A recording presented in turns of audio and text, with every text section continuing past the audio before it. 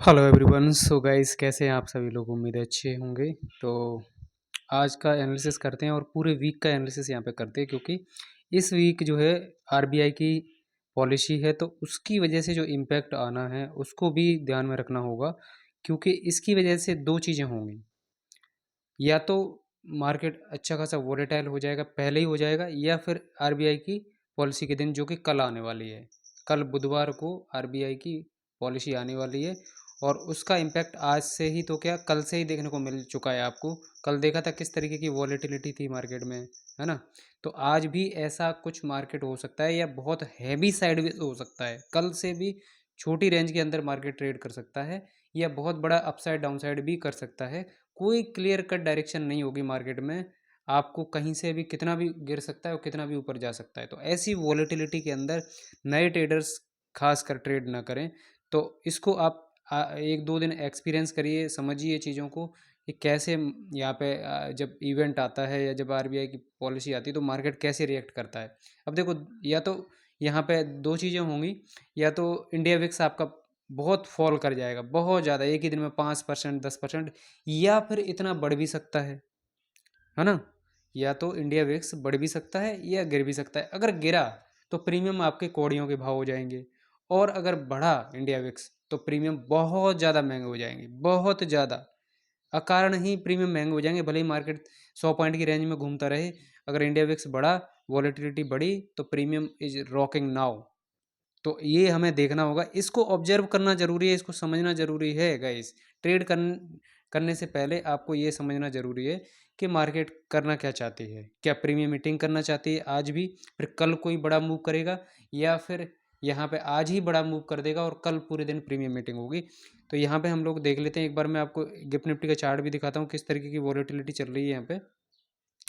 तो यहाँ पे एक मिनट, इसको हम छोटे टाइम फ्रेम में कर लेते हैं। 5 मिनट का टाइम फ्रेम है ना ये, हाँ 5 मिनट का। ये देखो क्या हो रहा है। कल शाम को यहाँ पे कितना भयंकर गिरा था नीचे की तरफ। तो इस तरीके की जो वॉलेटिलिटी है ना, ऐसी वॉलेटिलिटी आपको देखने को मिलने वाली है हमारे जो है निफ्टी, बैंक निफ्टी में। तो इसलिए मैं कह रहा हूँ कि आप केवल वेट इन वॉच करिए। नए ट्रेडर्स तो बिल्कुल भी ट्रेडिंग ना करें, ठीक है।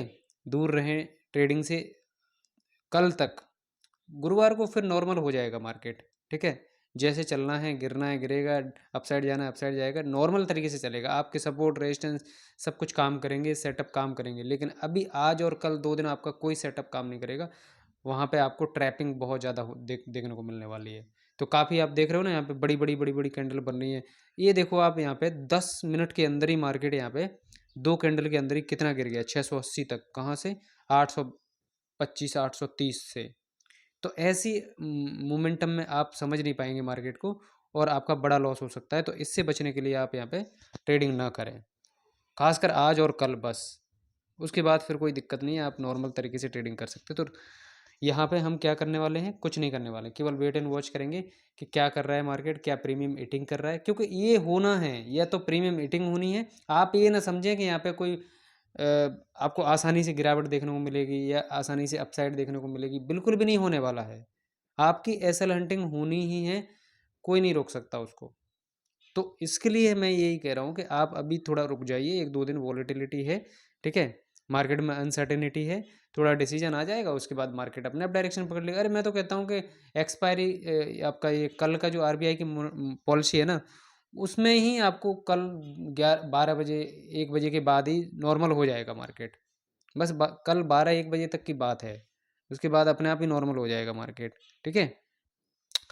तो इस चीज़ का ध्यान रखें। आज के लिए देखते हैं मार्केट में, मुझे तो कोई व्यू नहीं लग रहा है, क्योंकि मार्केट में अभी कोई क्योंकि इनडिसीजन है ना। कुछ भी देखो, होता क्या है ऐसे मार्केट में, जब आपके लिए जब बड़ी कोई न्यूज़ होती है, बड़ा कोई इवेंट होता है, तो मार्केट अनएक्सपेक्टेड तरीके से बिना जो है सेटअप के चलता है। मार्केट कुछ भी कर सकता है वहाँ पे। कोई भी एक न्यूज़ आई, कुछ आई, तो वहाँ पे मार्केट कुछ भी कर देता है। तो हमें केवल ऑब्जर्व करना है, ना तो हमें ऑप्शन बाइंग करनी है ना ऑप्शन सेलिंग करनी है, ठीक है गाइस।